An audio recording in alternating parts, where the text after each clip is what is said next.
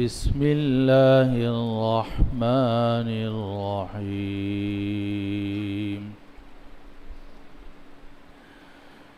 إن الذين ارتدوا على أدبارهم من بعد ما تبين لهم الهدى الشيطان سول لهم وأملى لهم ذلك بأنهم قالوا للذين كرهوا ما نزل الله سنطيعكم في بعض الأمر والله يعلم إسرارهم فكيف إذا توفتهم الملائكة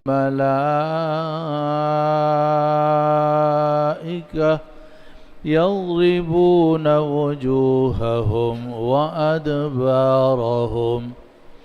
ذلك بأنهم اتبعوا ما أسخط الله وكرهوا رضوانه فأحبط أعمالهم أم حسب الذين في قلوبهم مرض أن لن يخرج الله أضغانهم ولو نشاء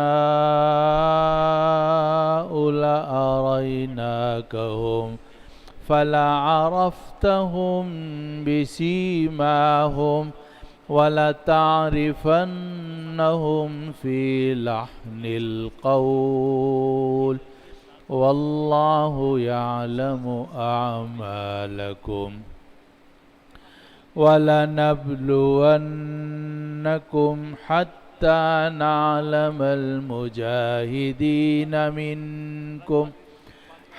حتى نعلم المجاهدين منكم والصابرين ونبلو أخباركم إن الذين كفروا وصدوا عن سبيل الله وشاقوا الرسول من بعد ما تبين لهم الهدى لن يضروا الله شيئا وسيحبط أعمالهم يا أيها الذين آمنوا أطيعوا الله وأطيعوا الرسول ولا تبطلوا أعمالكم إن الذين كفروا وصدوا عن سبيل الله ثم ماتوا وهم كفار فلن يغفر الله لهم فلا تهنوا وتدعوا إلى السلم وأنتم الأعلون والله معكم ولن يتركم أعمالكم والله معكم ولن يتركم أعمالكم إنما الحياة الدنيا لعب ولهو وإن تؤمنوا وتتقوا يؤتكم أجوركم ولا يسألكم أموالكم إن يسألكموها فيحفكم تبخلوا ويخرج أضغانكم ها أنتم هؤلاء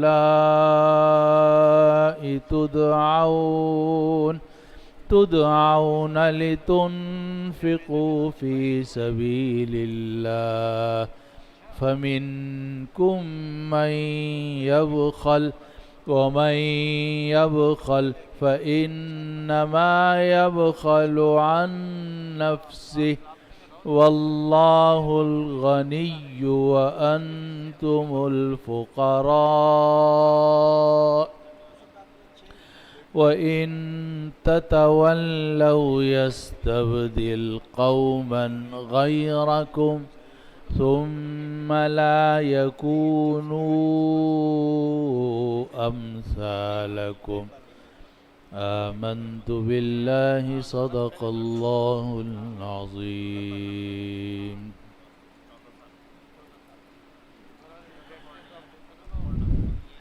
بے شک جو لوگ اپنے پشت کے بل پھر گئے جبکہ ہدایت ان کے سامنے ظاہر ہو چکی تھی، شیطان نے ان کے لیے بات کو مزین کر دیا اور ان کو دور کی امیدیں دلائیں.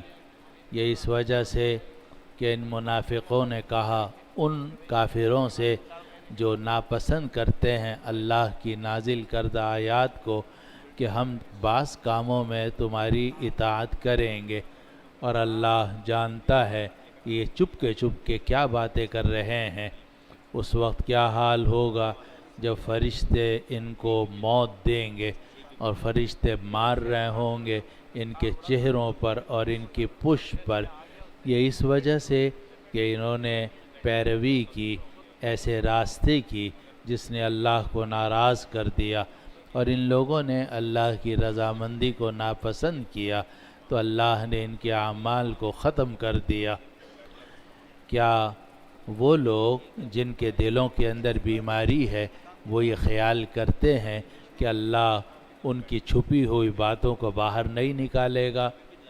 اور اگر ہم چاہتے تو ہم یہ لوگ آپ کو دکھا دیتے، لیکن آپ ان کو پہچانتے ہیں ان کی علامات کے ذریعے سے، اور آپ ضرور بے ضرور ان کو پہچان لیں گے گفتگو کے انداز سے، اور اللہ تم سب کے اعمال کو خوب جانتا ہے.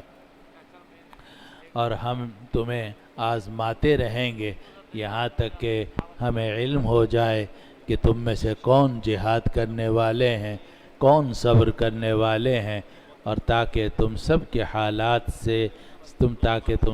حالات کا ہم تجربہ کر لیں. بے شک جن لوگوں نے کفر کیا اور اللہ کے راستے سے روکا اور رسول کی مخالفت کی جبکہ ہدایت ان کے سامنے ظاہر ہو چکی تھی، وہ ہرگز اللہ کو کوئی نقصان نہیں پہنچائیں گے، ہرگز اللہ کو کچھ نقصان نہ پہنچا سکیں گے، اور اللہ ان کے اعمال کو باطل کر دے گا. اے ایمان والو، اللہ کی اطاعت کرو، رسول کی اطاعت کرو، اور اپنے اعمال کو باطل مت کیا کرو. بے شک جن لوگوں نے کفر کیا اور جنہوں نے اللہ کے راستے سے روکا پھر وہ مر گئے کفر کی حالت میں، اللہ تعالی ہرگز ان کی مغفرت نہیں کرے گا. تو تم لوگ سست مت بنو اور صلح کی دعوتیں مت دو، اور تم بلند ہی رہو گے، اور اللہ تمہارے ساتھ ہے، اور اللہ تمہارے اعمال کو ہرگز ضائع نہیں ہونے دے گا. یہ جو دنیا کی زندگی ہے یہ تو کھیل ہے اور غفلت کا سامان ہے، اور اگر تم ایمان لاؤ اور خدا سے ڈرتے رہو تو اللہ تمہارے اعمال کا تمہیں بدلہ دے گا، اور اللہ تم سے تمہارے اموال نہیں مانگتا. اگر اللہ تم سے تمہارا سارا مال مانگے اور زیادہ مانگے تو تم بخل کرو گے اور اپنے اندر کے کھوٹ کو نکال دو گے. تم بخل کرو گے اور اللہ تمہارے دلوں کے کھوٹ کو نکال دے گا. خبردار تم ہی وہ لوگ ہو کہ جنہیں دعوت دی جا رہی ہے کہ تاکہ تم اللہ کے راستے میں خرچ کرو، اور تم میں سے کچھ لوگ بخل کرتے ہیں، اور جو بخل کرے گا تو وہ اپنی ہی ذات کے لیے بخل کرے گا. اللہ تو بے نیاز ہے اور تم لوگ محتاج ہو، اور اگر تم نے منہ موڑ لیا اللہ تعالیٰ تمہارے بدلے میں دوسری قوم کو تبدیل کر دے گا، اور وہ لوگ تم جیسے نہیں ہوں گے. یہ ہے ان آیات مبارکہ کا ترجمہ اور مفہوم جو آج کی مجلس میں ابھی تلاوت کی گئی ہیں، اور یہ سورہ محمد یعنی سورۃ القتال کی آخری آیات ہیں. آیت نمبر 25 سے لے کر آیت نمبر 38 تک، آیت نمبر 25 سے آیت نمبر 38 تک سورہ محمد کی آخری آیات آج کی مجلس میں تلاوت کی گئی ہیں، اور ان کا ترجمہ اور مفہوم ابھی میں نے بیان کیا ہے۔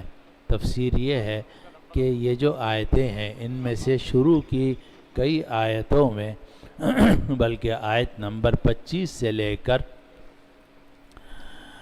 آیت نمبر 32 تک اللہ تعالیٰ نے منافقوں کا اور کافروں کا ذکر کیا ہے، خاص طور پر منافقوں کا۔ پھر اس کے بعد اللہ سبحانہ و تعالیٰ نے ایمان والوں کو کچھ ہدایات دی ہیں۔ سب سے پہلی جو آیت آج کے درس میں ہم نے پڑھی، اس میں اللہ سبحانہ و تعالیٰ نے منافقوں اور کافروں کا ذکر کیا اور یہ فرمایا کہ ان الذین ارتدوا علی ادبارہم من بعد ما تبین لهم الہدی الشیطان سول لهم واملی لهم، کہ بے شک جن لوگوں نے، جو لوگ اپنے پشت کے بل واپس پھر گئے، منافق مراد ہیں کہ یہ منافق آئے اور نبی کریم صلی اللہ علیہ وسلم کے سامنے بظاہر اسلام قبول کر لیا، کلمہ بھی پڑھ لیا اور مسلمانوں نے یہ سمجھا کہ یہ مسلمان ہو گئے ہیں، لیکن یہ حقیقت میں مسلمان نہیں ہوئے تھے، اور باہر نکلنے کے بعد انہوں نے مسلمانوں کے خلاف سازشیں شروع کر دیں اور کافروں سے مل کر باتیں کرنے لگے۔ تو اللہ سبحانہ و تعالی نے ان منافقوں کا ذکر کیا اور یہ فرمایا کہ ان الذین ارتدوا علی ادبارہم من بعد ما تبین لهم الہدی، بے شک جو لوگ اپنی پشتوں کے بل مرتد ہو گئے ہیں، یعنی دین سے پھر گئے ہیں، من بعد ما تبین لهم الہدی، جبکہ ہدایت ان کے سامنے ظاہر ہو چکی تھی، ہدایت ان کے سامنے ظاہر ہو چکی تھی، ان کو چاہیے تھا کہ اسلام قبول کیا ہے تو اسلام پر قائم رہتے، ہدایت جب ان کے سامنے واضح ہو گئی تو اس ہدایت پر جمے رہتے، لیکن وہ اپنی پشت کے بل واپس پھر گئے، واپس چلے گئے، یعنی کفر کی طرف چلے گئے۔ آگے قرآن یہ کہتا ہے الشیطان سول لهم واملی لهم، اس آیت کو جب ہم پڑھتے ہیں تو پڑھتے تو مسلسل ہیں کہ من بعد ما تبین لهم الہدی الشیطان سول لهم واملی لهم، لیکن حقیقت میں من بعد ما تبین لهم الہدی کا تعلق پیچھے سے ہے، اور الشیطان سول لهم واملی لهم یہ اگلا جملہ ہے کہ شیطان نے انہیں پٹی پڑھا دی ہے اور ان کو دور کی امیدیں دلائی ہیں۔ الشیطان سول لهم، سول یسول تسویل کے معنی ہوتے ہیں برائیوں کو خوبصورت بنا کے پیش کرنا، اور ہمارے حضرت شیخ الاسلام مولانا تقی عثمانی صاحب نے اس کا ترجمہ کیا شیطان نے ان کو پٹی پڑھا دی۔ اردو کا محاورہ ہے کہ جناب اس نے تمہیں گمراہ کیا اور تم سے میٹھی میٹھی باتیں کی اور پھر تمہاری چیزیں لے کے بھاگ گیا اور تمہیں اسی طرح چھوڑ گیا۔ تو قرآن نے فرمایا الشیطان سول لهم، شیطان نے ان کے لیے بری باتوں کو مزین کر دیا، یعنی ان کو پٹی پڑھا دی۔ وَأَمْلَى لَهُمْ، املا یملی املا کے معنی مہلت دینا، اور املا لہم کا مطلب یہ ہے کہ شیطان نے ان کے دل میں وہ دور دور کی امیدیں ڈال دیں، بھئی ابھی جلدی کیا ہے، بعد میں نیک بن جائیں گے، ابھی ایمان کا کیا ہے، چلو بعد میں کسی وقت ایمان قبول کر لیں گے، فی الحال تو دنیاوی منافع حاصل کرو، کافروں کے ساتھ اندر خانہ مل جاؤ۔ تو یہ امیدیں دلائیں شیطان نے کہ جناب فی الحال تمہیں کوئی ضرورت نہیں ہے، اور دور دور کی امیدیں دلائیں۔ سامان 100 برس کا ہے، پل کی خبر نہیں ہے جی۔ تو انسان کا یہ ہوتا ہے کہ شیطان اس کو امیدیں دلاتا ہے کہ بھئی یہ کر لیں گے، وہ کر لیں گے، جلدی کیا ہے۔ اس کو قرآن کہتا ہے الشیطان سول لهم واملی لهم، شیطان نے ان کے لیے برائیوں کو مزین کر دیا، خوبصورت بنا دیا، برائیوں کو خوبصورت بنا کے پیش کیا، واملی لهم، اور ان کو دور کی امیدیں دلائیں کہ بعد میں یہ ہو جائے گا اور تم کافروں کے ساتھ رہو گے تو تمہیں یہ فائدے حاصل ہوں گے، اس طرح کی دور کی امیدیں دلائیں۔ جو بعد میں پوری نہیں ہوتی۔ الشیطان سول لہم واملا لہم، شیطان نے ان کے سامنے برائیوں کو مزین کیا اور ان کو دور کی امیدیں دلائیں۔ آگے آیت نمبر 26 میں اللہ سبحانہ و تعالی نے ان منافقوں کا حال ذکر کیا کہ یہ منافق جو ہیں جب آپ کے پاس سے جاتے ہیں اور کافروں سے ملتے ہیں، وہ کافر جو وحی کو، قرآن کو اور آپ کو ناپسند کرتے ہیں، تو یہ منافق ان کافروں کے پاس جا کر کہتے ہیں سنطیعکم فی بعض الامر، کہ ہم محمد کے پاس گئے تھے صلی اللہ علیہ وسلم اور ہم مسلمانوں کے پاس گئے تھے، وہ تو ایسے ہی ہم ذرا ان کو جناب ان کے ساتھ ملنے کے لیے، ورنہ تو جو اندرونی معاملات ہیں اس میں ہم تمہاری اطاعت کریں گے۔ تو یہ منافق ایسے ہیں کہ جہاں دیکھا توا پرات وہیں گزاری ساری رات، اردو کا محاورہ ہے۔ تو جہاں ان کو دنیاوی نفع نظر آتا ہے تو اس کو اختیار کر لیتے ہیں۔ تو یہ لوگ وہ ہیں کہ مسلمانوں کے پاس آتے ہیں تو کچھ اور کہتے ہیں اور کافروں کے پاس جاتے ہیں تو کچھ اور کہتے ہیں۔ تو آیت نمبر 26 میں اللہ تعالیٰ نے ان منافقین کا حال ذکر کیا اور یہ فرمایا کہ ذَلِكَ بِأَنَّهُمْ قَالُوا لِلَّذِينَ كَرِهُوا مَا نَزَّلَ اللَّهُ، یہ اس وجہ سے کہ ان منافقوں نے کہا، کس سے کہا؟ ان لوگوں سے جو اللہ کی نازل کردہ آیات کو ناپسند کرتے ہیں، یعنی جو کھلے کافر ہیں، ان سے جا کر کہا۔ ان لوگوں نے ان کافروں سے کہا کہ جو اللہ کی نازل کردہ آیات کو ناپسند کرتے ہیں، کیا جا کر کہا؟ سنطیعکم فی بعض الامر، ہم بعض کاموں میں تمہاری اطاعت کریں گے۔ کافروں سے جا کر کہا کہ بعض معاملات میں ہم تمہاری اطاعت کریں گے۔ واللہ یعلم اسرارہم، اور اللہ جانتا ہے کہ چھپ کے کیا باتیں کرتے ہیں۔ واللہ یعلم اسرارہم، اور اللہ جانتا ہے ان کی چھپ کے باتیں کرنے کو۔ اسر یسر، اسرار چھپ کے باتیں کرنا۔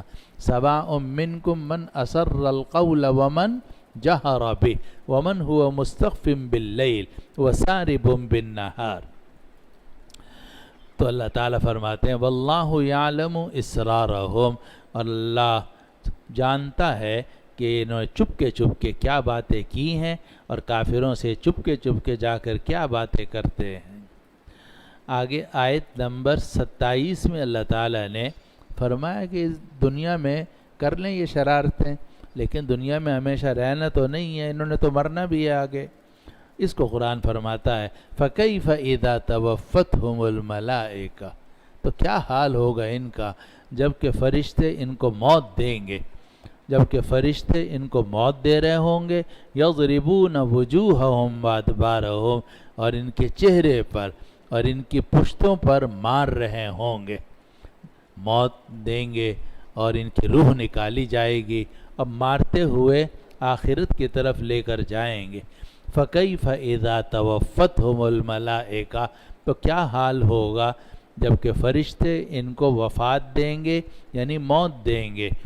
يَضْرِبُونَ وُجُوهَهُمْ وَأَدْبَارَهُمْ، اور وہ مار رہے ہوں گے ان کے چہروں پر بھی اور ان کی پشت پر بھی۔ اور اسی سے ملتی جلتی آیت 10ویں پارے میں سورۃ الانفال کے اندر بھی ہے کہ وَلَوْ تَرَى، اعوذ باللہ من الشیطان الرجیم، وَلَوْ تَرَى اِذْ يَتَوَفَّى الَّذِينَ كَفَرُوا الْمَلَائِكَةُ يَضْرِبُونَ وُجُوهَهُمْ وَأَدْبَارَهُمْ وَذُوقُوا عَذَابَ الْحَرِيقِ، کہ اگر آپ دیکھیں اس وقت کو جب کہ کافر ان کی روح نکال رہے ہوں گے اور ان کے چہروں پر اور ان کے دبر کے اوپر مار رہے ہوں گے۔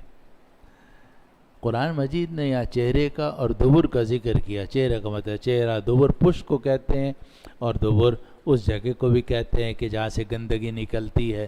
تو ہمارے استاد تھے حضرت مولانا محمد ادریس صاحب کاندھلوی قدس اللہ سرہ، استاذ المحدثین تھے، علامہ انور شاہ کشمیری رحمۃ اللہ علیہ کے خاص شاگردوں میں سے تھے۔ ہمارے دادا حضرت مفتی شفیع صاحب قدس اللہ سرہ کے ساتھیوں میں سے تھے، تو ہم نے ان سے بخاری شریف پڑھی ہے۔ تو وہ یہ فرماتے تھے کہ یہ جو قرآن مجید میں آ رہا ہے، دو جگہ سورۃ الانفال میں بھی آیا ہے اور یہاں بھی آیا ہے کہ فرشتے ان کی روح نکال رہے ہوں گے، ان کے چہروں پر اور ان کے دبر پر مار رہے ہوں گے۔ فرمایا اشارہ اس بات کی طرف کہ جو چیز ان کے دبر سے نکلتی تھی جتنی وہ گندی تھی، اسی طرح وہ چیز جو ان کے منہ سے نکلتی تھی وہ بھی بہت گندی تھی۔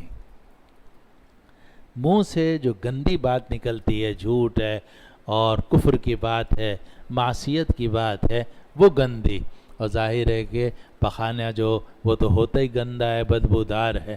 تو اللہ تعالیٰ نے یہاں یہ فرمایا کہ فرشتے ان کے چہروں کو مار رہے ہوں گے، ان کی پشت پر مار رہے ہوں گے۔ تو حضرت مولانا ادریس صاحب کاندھلوی رحمۃ اللہ نے فرمایا، اس سے معلوم ہوا کہ جو چیز ان کے دبر سے نکلتی تھی اور جو چیز ان کے منہ سے نکلتی تھی، نجاست میں، بدبو میں اور خباثت میں بالکل ایک جیسی تھی۔ اسی لیے ایک حدیث میں آتا ہے، مشکاہ شریف میں حدیث موجود ہے کہ جب کوئی آدمی جھوٹ بولتا ہے تو جو رحمت کے فرشتے ہیں 1 میل دور چلے جاتے ہیں۔ جب آدمی جھوٹ بولتا ہے تو اس کے منہ سے ایسی بدبو نکلتی ہے، تباعد عنہ الملک میلاً او کما قال صلی اللہ علیہ وسلم، کہ جب اذا کذب العبد، جب آدمی جھوٹ بولتا ہے تو اس کے منہ سے ایسی بدبو نکلتی ہے کہ فرشتہ جو ہے وہ 1 میل دور چلا جاتا ہے۔ ہمیں اس بدبو کا احساس نہیں ہوتا، لیکن اللہ والوں کو بھی ہوتا ہے، فرشتوں کو بھی ہوتا ہے۔ تو بہرحال اس آیت نمبر 27 میں فرمایا گیا فَكَيْفَ إِذَا تَوَفَّتْهُمُ الْمَلَائِكَةُ، تو کیا حال ہوگا اس وقت جب فرشتے ان کو وفات دیں گے، موت دیں گے، يَضْرِبُونَ وُجُوهَهُمْ وَأَدْبَارَهُمْ، اور مار رہے ہوں گے ان کے چہروں پر اور ان کے دبر پر۔ ذَلِكَ بِأَنَّهُمُ اتَّبَعُوا مَا أَسْخَطَ اللَّهَ وَكَرِهُوا رِضْوَانَهُ فَأَحْبَطَ أَعْمَالَهُمْ، یہ اس وجہ سے کہ انہوں نے پیروی کی اس راستے کی جس نے اللہ کو ناراض کر دیا۔ ان منافقوں نے کفر، شرک اور نفاق کا راستہ اختیار کیا، اللہ کو ناراض کر دیا۔ ذَلِكَ بِأَنَّهُمُ اتَّبَعُوا مَا أَسْخَطَ اللَّهُ، یہ اس وجہ سے کہ انہوں نے پیروی کی اس راستے کی جس نے اللہ کو ناراض کر دیا۔ وَكَرِهُوا رِضْوَانَهُ، اور ان منافقوں نے اللہ کی رضامندی کو ناپسند کیا، اللہ کو ناراض کر دیا، اللہ کی رضامندی کو ناپسند کیا۔ فَأَحْبَطَ أَعْمَالَهُمْ، تو اللہ نے بھی ان کے اعمال کو ختم کر دیا، اللہ نے بھی ان کے اعمال کو ختم کر دیا۔ تو چونکہ انہوں نے دیکھنے میں یہ اسلام لائے لیکن اندر کافروں کے ساتھ جا کر مل گئے اور مسلمانوں کے خلاف سازشیں کی، اللہ کو ناراض کیا، اللہ کی رضامندی کا کوئی خیال نہیں کیا۔ فَأَحْبَطَ أَعْمَالَهُمْ، تو اللہ نے بھی ان کے اعمال کو ختم کر دیا۔ اعمال کو ختم کر دیا کہ یہ مطلب بھی ہو سکتا ہے کہ ان کے تمام سازشوں کو اللہ نے ناکام بنا دیا، اور یہ مطلب بھی ہو سکتا ہے کہ اگر یہ مسلمانوں کے پاس آ کر نماز پڑھتے ہیں یا مسلمانوں کے ساتھ مل کر جہاد میں جاتے ہیں تو ان کی نیکیاں بارگاہ خداوندی میں قبول نہیں ہوتی، کیونکہ یہ صرف دنیاوی مقاصد کے لیے آتے ہیں اور نماز میں کھڑے ہو جاتے ہیں۔ ان المنافقین یخادعون اللہ وهو خادعهم واذا قاموا الى الصلاة قاموا کسالى یراؤون الناس، منافق اللہ کو دھوکہ دیتے ہیں، اللہ ان کے دھوکہ دیتا ہے، اور وہ جب نماز کے لیے کھڑے ہوتے ہیں بڑے سست ہو کر کھڑے ہوتے ہیں۔ یراؤون الناس، اور لوگوں کو دکھانے کے لیے، یعنی حضور صلی اللہ علیہ وسلم اور صحابہ کو دھوکہ دینے کے لیے وہ نماز میں کھڑے ہوتے تھے۔ تو ظاہر ہے کہ وہ نماز اللہ تعالی کی بارگاہ میں تو قبول نہیں ہوئی۔ اس کو قرآن نے فرمایا کہ فَأَحْبَطَ أَعْمَالَهُمْ، اللہ تعالیٰ نے ان کے اعمال کو حبط کر دیا، یعنی ختم کر دیا، یعنی ان کے نیک اعمال کا بھی ثواب ان کو نہیں ملے گا۔ جو دیکھنے میں نیک تھے، حقیقت میں نیک نہیں تھے، دیکھنے میں جو انہوں نے نمازیں پڑھی مسجد میں آ کر، مسجد نبوی میں حضور کے ساتھ، صرف لوگوں کو دکھانے کے لیے اور اللہ کی رضامندی کا کوئی خیال نہیں کیا۔ فَأَحْبَطَ أَعْمَالَهُمْ، اللہ تعالیٰ نے بھی ان کے اعمال کو حبط کر دیا، ختم کر دیا۔ تو آیت نمبر 28 میں فرمایا گیا ذَلِكَ بِأَنَّهُمُ اتَّبَعُوا مَا أَسْخَطَ اللَّهَ، یہ اس وجہ سے کہ ان منافقوں نے پیروی کی اس راستے کی جس نے اللہ کو ناراض کیا، وَكَرِهُوا رِضْوَانَهُ، اور ان لوگوں نے اللہ کی رضامندی کو ناپسند کیا، فَأَحْبَطَ أَعْمَالَهُمْ، تو اللہ تعالیٰ نے ان کے اعمال کو ختم کر دیا۔ آگے آیت نمبر 29 میں فرمایا گیا ام حسب الذین فی قلوبہم مرض ان لن یخرج اللہ اضغانہم، یہ منافق جن کے دلوں میں بیماری ہے۔ ام حسب الذین فی قلوبہم مرض، یہ منافق جن کے دلوں میں بیماری ہے، کیا یہ خیال کرتے ہیں ان لن یخرج اللہ اضغانہم، کہ اللہ تعالیٰ ان کے دلوں کے پوشیدہ کینے کو باہر نہیں نکالے گا؟ یہ سمجھتے ہیں کہ ہم ظاہر میں مسلمانوں کے ساتھ ہیں، لیکن اندر ان کے دلوں کے اندر مسلمانوں کے خلاف کینہ ہے، بغض ہے، عداوت ہے، حسد ہے، کفر ہے، شرک ہے اور نفاق ہے۔ تو کیا وہ سمجھتے ہیں کہ اندر کی بات چھپی رہ جائے گی؟ اندر کی بات کبھی نہیں چھپی رہتی۔ اللہ تعالیٰ جو ہے وہ اندر کی بات کو ظاہر کر دیتے ہیں۔ تو فرمایا ام حسب الذین فی قلوبہم مرض، کیا جن لوگوں کے دلوں کے اندر بیماری ہے انہوں نے یہ خیال کر لیا ہے ان لن یخرج اللہ اضغانہم، کہ اللہ تعالیٰ ان کے چھپے ہوئے کینے کو باہر نہیں نکالے گا۔ اضغان ضغن کی جمع، اور ضغن کہا جاتا ہے دل کے اندر چھپا ہوا کینہ جو کسی کی دشمنی پر مبنی ہو۔ کیا یہ لوگ جن کے دلوں میں بیماری ہے وہ یہ گمان کرتے ہیں کہ اللہ ان کے چھپے ہوئے کینے کو باہر نہیں نکالے گا؟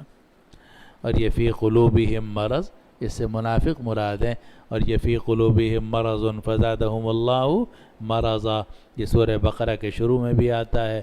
تو دل کا جو مرض ہے وہ ہے نفاق، کینہ، حسد، عداوت وغیرہ۔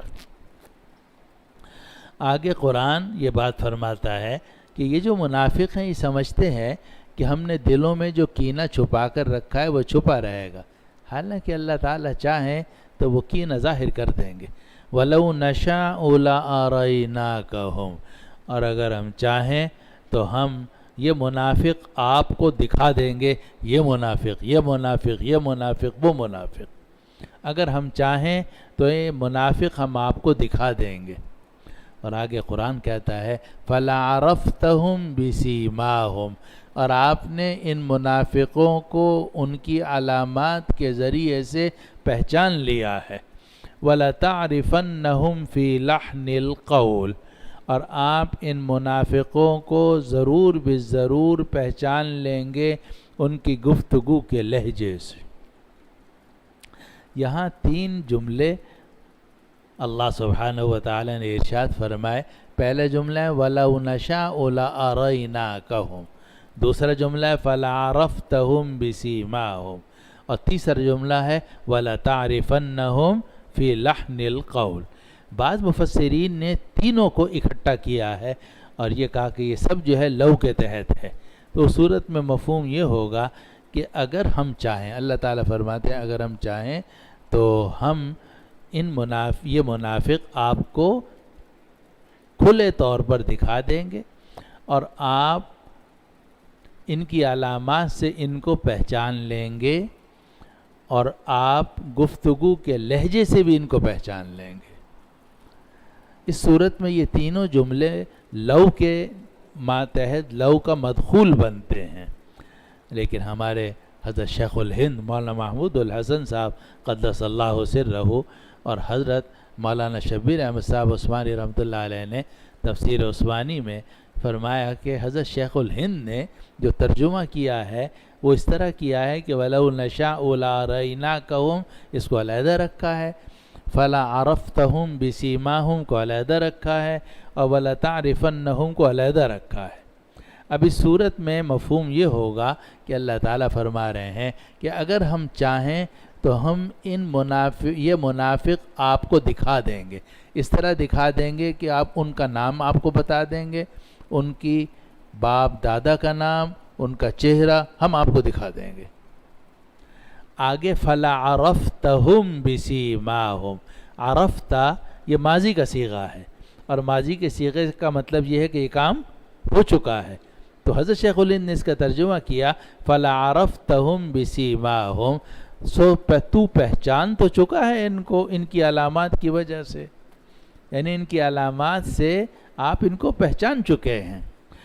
اور وَلَتَعْرِفَنَّهُمْ فِي لَحْنِ الْقَوْلِ، یہ لام تاکید بانون تاکید ثقیلہ ہے جس کا تعلق ہوتا ہے مستقبل سے، تو اس کا مطلب یہ ہوگا کہ آپ آئندہ بھی گفتگو کے انداز سے ان کو پہچان لیں گے۔ تو گویا تینوں باتیں علیحدہ ہو گئیں۔ پہلی بات یہ ہے کہ اللہ تعالیٰ فرماتے ہیں کہ اگر ہم چاہیں تو کھول کر ان کو آپ کو دکھا دیں گے کہ ان میں کون کون منافق ہے۔ دوسری بات یہ ہو گئی کہ فَلَعَرَفْتَهُمْ بِسِيمَاهُمْ، آپ علامات سے ان کو پہچانتے ہیں، آپ نے علامات کے ساتھ ان کو پہچان لیا ہے، آپ نے ان کی علامات کے ساتھ ان کو پہچان لیا ہے۔ وَلَتَعْرِفَنَّهُمْ فِي لَحْنِ الْقَوْلِ، اور آپ ضرور بالضرور ان کی گفتگو کے لہجے سے ان کو پہچان لیں گے، ضرور بالضرور ان کے گفتگو کے لہجے سے ان کو پہچان لیں گے۔ آگے قرآن کہتا ہے وَاللَّهُ يَعْلَمُ أَعْمَالَكُمْ، اور اللہ تعالیٰ تمہارے اعمال کو خوب جانتا ہے۔ اور یہ جو تین باتیں ہیں کہ اگر اللہ تعالیٰ چاہے ان منافقوں کے نفاق کو ظاہر کر دے اور کھول کر ان کا نام اور ان کی شخصیت آپ کو بتا دے، ورنہ تو آپ علامات کے ذریعے سے ان کو پہچان چکے ہیں، اور ان کی گفتگو کے انداز سے بھی آپ ان کو پہچان لیں گے۔ اس کی تفسیر میں حضرت مفتی شفیع صاحب قدس اللہ سرہ نے یہ بات لکھی ہے کہ عثمان غنی، سیدنا عثمان غنی رضی اللہ عنہ نے فرمایا جو شخص کوئی چیز اپنے دل میں چھپاتا ہے، اللہ تعالیٰ اس کو اس کے چہرے سے اور اس کی سبقت لسانی سے ظاہر کر دیتے ہیں۔ یہ عجیب بات ہے کہ جو اندر چھپی ہوئی بات ہے وہ عام طور سے چھپی ہوئی نہیں رہتی، بلکہ اللہ تعالیٰ کسی نہ کسی طریقے سے اس کو ظاہر کر دیتے ہیں۔ خود آپ نے دیکھا ہوگا، آپ بھی جانتے ہیں، ایک آدمی آ رہا ہے، آپ اس کو دیکھا، آپ کو خیال ہو بڑا مخلص نظر آ رہا ہے، دوسرا آدمی آ رہا ہے، اس نے اس سے زیادہ اچھا لباس پہنا ہوا ہے نیکی کا، مگر آپ کہتے ہیں کوئی فراڈی معلوم ہوتا ہے۔ اب یہ اللہ تعالیٰ نے ایسی حس رکھی ہے انسان کے اندر کہ اگر کوئی مومن صادق مخلص ہوتا ہے وہ بھی چھپا نہیں رہتا، اور کوئی آدمی فراڈی منافق ہوتا ہے وہ بھی ظاہر ہو جاتا ہے۔ کس طرح ظاہر ہوتا ہے؟ کبھی تو علامات سے ظاہر ہوتا ہے، کبھی لہجے سے اور جملوں سے، اس کی گفتگو سے پتہ چل جاتا ہے، کیونکہ جو اندر کی بات ہے وہ گفتگو کے اندر کہیں نہ کہیں ظاہر ہو جاتی ہے۔ چنانچہ سیدنا عثمان غنی رضی اللہ عنہ نے فرمایا کہ جب کوئی شخص کوئی چیز اپنے دل میں چھپاتا ہے، اللہ تعالیٰ اس کو اس کے چہرے سے اور زبان کی سبقت لسانی سے ظاہر کر دیتے ہیں، یعنی دوران گفتگو اس سے کچھ ایسے کلمات نکل جاتے ہیں جس سے اس کے دل کا اندر کا راز ظاہر ہو جاتا ہے۔ اور ایسا ہی ایک حدیث میں ارشاد ہے کہ جو شخص اپنے دل میں کوئی بات چھپاتا ہے، اللہ تعالیٰ اس کے وجود پر اس چیز کی چادر اڑا دیتے ہیں۔ یہ عجیب بات ہے، اور یہ ہر انسان کے اندر چھٹی حس ہوتی ہے، اور وہ چھٹی حس بتاتی ہے کہ جو سامنے آدمی ہے یہ مخلص معلوم ہو رہا ہے یا منافق معلوم ہو رہا ہے، انسان کی چھٹی حس اس کو بتاتی ہے۔ تو اللہ سبحانہ وتعالی نے ان منافقوں کے بارے میں فرمایا کہ وَلَوْ نَشَاءُ لَأَرَيْنَاكَهُمْ، اگر ہم چاہیں تو یہ منافق کھول کر آپ کو دکھا دیں، فَلَعَرَفْتَهُمْ بِسِيمَاهُمْ، اور آپ ان کو پہچان چکے ہیں ان کی علامات سے، وَلَتَعْرِفَنَّهُمْ فِي لَحْنِ الْقَوْلِ، اور آپ ان کو ضرور بالضرور پہچان لیں گے بات کے انداز سے۔ لحن کہتے ہیں انداز کو، لہجے کو۔ آدمی کی بات کا انداز اور آدمی کا لہجہ، آدمی کے جو منتخب کردہ الفاظ ہیں وہ اس کے اندر کی بات کو اکثر ظاہر کر دیتے ہیں، چاہے وہ کتنی احتیاط کرے چھپانے کی۔ اس کو قرآن کہتا ہے فَلَعَرَفْتَهُمْ بِسِيمَاهُمْ، تو آپ ان کو پہچان چکے ہیں ان کی علامات کے ذریعے سے، وَلَتَعْرِفَنَّهُمْ فِي لَحْنِ الْقَوْلِ، اور آپ ضرور بالضرور ان کو پہچان لیں گے گفتگو کے لہجے سے، گفتگو کے انداز سے آپ ان کو پہچان لیں گے۔ وَاللَّهُ يَعْلَمُ أَعْمَالَكُمْ، اور اللہ تم سب کے اعمال کو جانتا ہے، کون مومن ہے، کون منافق ہے، کون مخلص ہے، کون فراڈی ہے، وہ اللہ تعالیٰ کو تو معلوم ہی معلوم ہے، لیکن اللہ تعالیٰ نفاق کو بھی اکثر ظاہر کر دیتے ہیں اور پتہ چل جاتا ہے کہ یہ آدمی سچا ہے یا یہ آدمی منافق اور جھوٹا ہے۔ اللہ تعالیٰ ہم سب کی پردہ پوشی فرمائے۔ آگے قرآن مجید فرما رہا ہے کہ اے مسلمانوں، یہ دنیا ہے، اس دنیا میں آزمائشیں آتی ہیں، اور ان آزمائشوں سے ہی پتہ چلتا ہے کہ کون صحیح معنی میں اللہ کے راستے میں قربانی دینے والا ہے اور کون صبر کرنے والا ہے۔ اور جب تک یہ آزمائشیں نہیں آتی اس وقت تک اندر کی جو باتیں ہیں وہ کھل کر سامنے نہیں آتی۔ چنانچہ جب عام زندگی ہوتی تھی اس میں منافق مسلمانوں کے ساتھ ساتھ رہتے تھے، نماز میں بھی آتے تھے، جماعت میں بھی شریک ہو جاتے تھے۔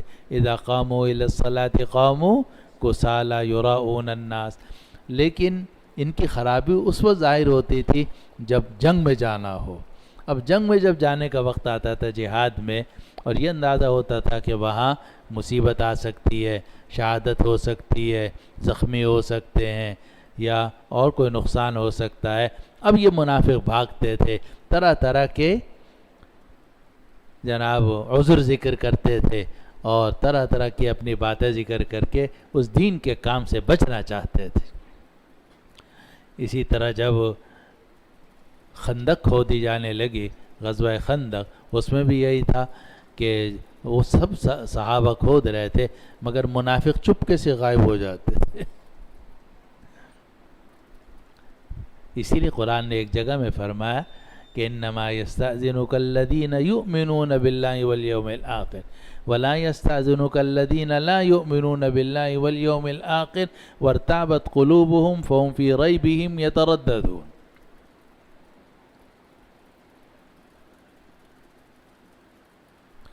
اسی طرح ایک سورۃ النور میں آتا ہے انما المؤمنون الذین آمنوا باللہ ورسولہ واذا كانوا معه على امر جامع لم يذهبوا حتى يستأذنوا۔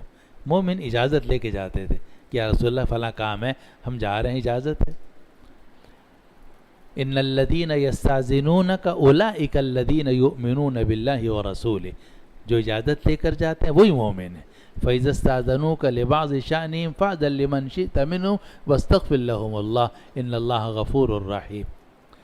اور ایک اور جگہ میں ہے يَتَسَلَّلُونَ لِوَازًا، یاد ہے کسی ہے؟ قَدْ يَعْلَمُ اللَّهُ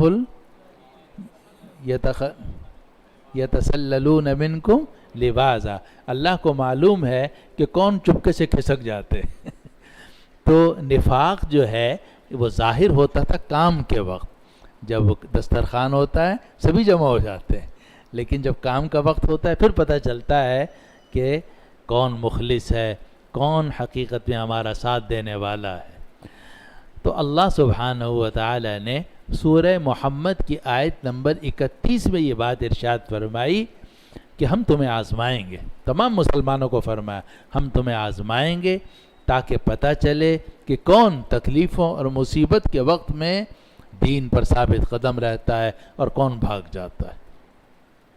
فرمایا اعوذ باللہ من الشیطان الرجیم وَلَنَبْلُوَنَّكُمْ، اور ہم ضرور تم سب کو آزمائیں گے، حَتَّى نَعْلَمَ الْمُجَاہِدِينَ مِنْكُمْ وَالصَّابِرِينَ، یہاں تک کہ ہم جان لیں یعنی دیکھ لیں کہ تم میں سے کون جہاد کرنے والا ہے اور کون صبر کرنے والے ہیں۔ وَنَبْلُوَ أَخْبَارَكُمْ، اور تاکہ تمہارے حالات کو ہم جانچ لیں، آزمائش کر لیں، تمہارے حالات کا ہم امتحان لے لیں۔ نبلوہ کا مطلب امتحان لے لیں۔ وَنَبْلُوكُمْ بِالشَّرِّ وَالْخَيْرِ فِتْنَةً وَإِلَيْنَا تُرْجَعُونَ۔ قرآن کہتا ہے ایک جگہ میں کہ ہم تمہیں شر اور خیر کے ساتھ آزماتے رہتے ہیں اور تم سب ہمارے پاس ہی آؤ گے۔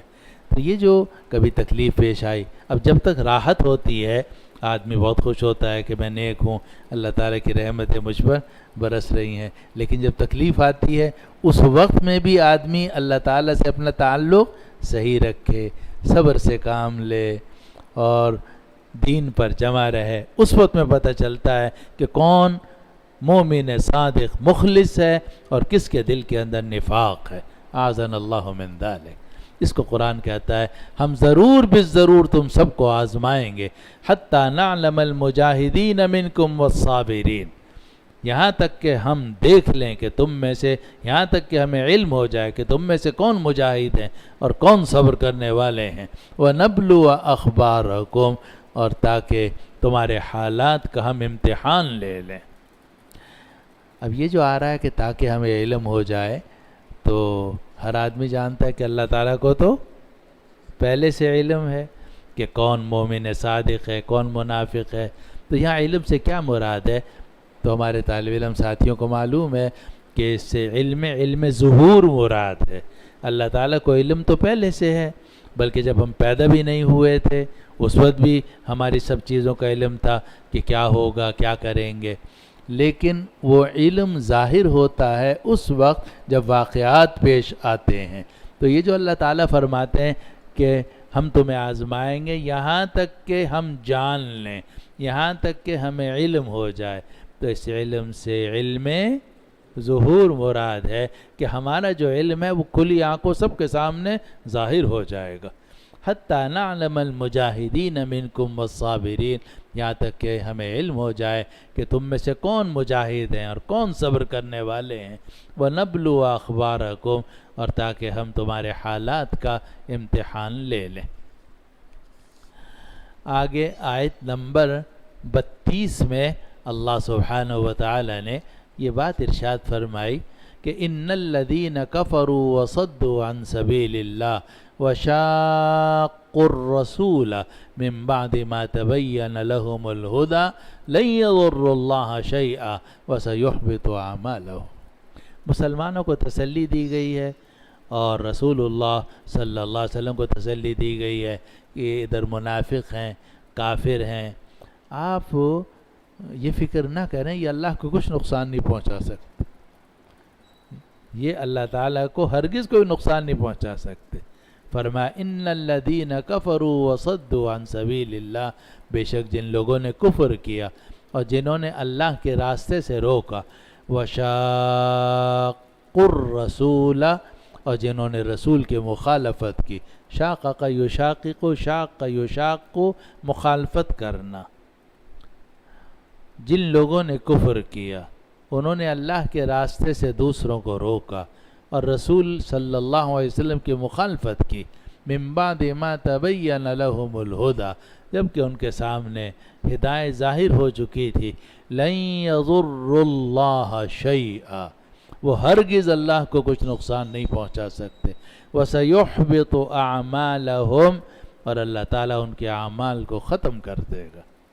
ان کے اعمال کو ختم کر دے گا کہ وہی دو مطلب ہیں، اللہ تعالیٰ ان کے اعمال کو ختم کر دے گا، یعنی اللہ تعالیٰ ان کی سازشوں کو ناکام بنا دے گا، اور یہ مطلب بھی ہے بس یحبط اعمالهم کہ مسلمانوں کے ساتھ آ کر دیکھنے میں اگر وہ نماز پڑھتے ہیں یا کچھ اور نیکی کا کام کرتے ہیں وہ اللہ تعالیٰ کے ہاں قبول نہیں ہوگی اور اللہ تعالیٰ ان اعمال کو ختم کر دے گا۔ وَسَيُحْبِطُ أَعْمَالَهُمْ، اور اللہ تعالیٰ ان کے اعمال کو ختم کر دے گا۔ آگے آیت نمبر 33 میں اللہ سبحانہ وتعالی نے مسلمانوں کو خطاب کیا ہے اور خطاب کر کے ایک اہم دو حکم دیے ہیں۔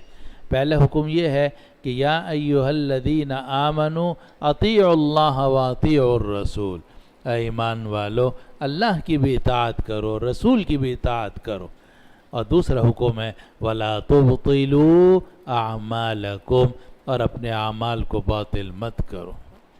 پہلے حکم تو آسان ہے اور اس کا مطلب بھی ہر ایک سمجھتا ہے کہ اللہ تعالیٰ کی بھی اطاعت کرنی ہے اور رسول اللہ صلی اللہ علیہ وسلم کی بھی اطاعت کرنی ہے۔ اور دوسری جگہ میں قرآن مجید میں یہ بھی ہے مَن يُطِعِ الرَّسُولَ فَقَدْ أَطَاعَ اللَّهَ، جو رسول کی اطاعت کرے گا اسی نے اللہ کی اطاعت کی ہے۔ اس لیے ہر عمل کے اندر رسول اللہ صلی اللہ علیہ وسلم کی اطاعت ضروری ہے، اور جب آپ رسول کی اطاعت کریں گے اس کا مطلب ہے کہ آپ نے اللہ کی اطاعت کر لی۔ مَن يُطِعِ الرَّسُولَ فَقَدْ أَطَاعَ اللَّهَ۔ تو پہلا حکم تو یہ ہو گیا کہ یا ایھا الذین آمنوا اطیعوا اللہ واطیعوا الرسول ولا تبطلوا اعمالکم، اے ایمان والو اللہ کی اطاعت کرو، رسول کی اطاعت کرو۔ دوسرا حکم ہے ولا تبطلوا اعمالکم، اور اپنے اعمال کو باطل مت کرو، اپنے اعمال کو باطل مت کرو۔ اب یہ جو حکم ہے کہ اپنے اعمال کو باطل مت کرو، اپنے اعمال کو خراب مت کرو، اس کی 3 صورتیں ہیں جو حضرت مفتی شفیع صاحب قدس اللہ سرہ نے بھی لکھی اور مفسرین نے لکھی، لیکن حضرت مفتی صاحب نے ذرا بہت اس کو واضح کر دیا ہے، اللہ تعالیٰ انہیں جزائے خیر اور اجر عظیم عطا فرمائے۔ پہلی چیز تو یہ ہے کہ اللہ پناہ میں رکھے کوئی آدمی مسلمان ہوا لیکن بعد میں وہ مرتد ہو گیا یا منافق ہو گیا، تو ظاہر ہے کہ جب وہ مرتد ہو جائے گا نعوذ باللہ من ذالک، یا منافق ہو جائے گا تو سارے اعمال اس کے ختم ہو جائیں گے۔ تو اللہ تعالیٰ نے فرمایا اے ایمان والو اللہ کی اطاعت کرو، رسول کی اطاعت کرو، اور اپنے اعمال کو باطل مت کرو، یعنی اپنے ایمان کی حفاظت کرو، اور دیکھو کفر اور نفاق میں مبتلا مت ہونا، اپنے اعمال کو باطل مت کرنا۔ یہ پہلی صورت ہے ابطال اعمال کی، کہ اپنے اعمال کو باطل مت کرو، یعنی دیکھو کفر کا اور نفاق کا راستہ اختیار مت کرنا ورنہ تمہارے سارے اعمال ختم ہو جائیں گے۔ دوسری صورت ابطال اعمال کی یہ ہے کہ ایک عمل کے لیے دوسرا عمل شرط ہو اور آدمی اس شرط کو پورا نہ کرے۔ جب شرط کو پورا نہیں کرے گا تو وہ عمل بھی قبول نہیں ہوگا، عمل باطل ہو جائے گا۔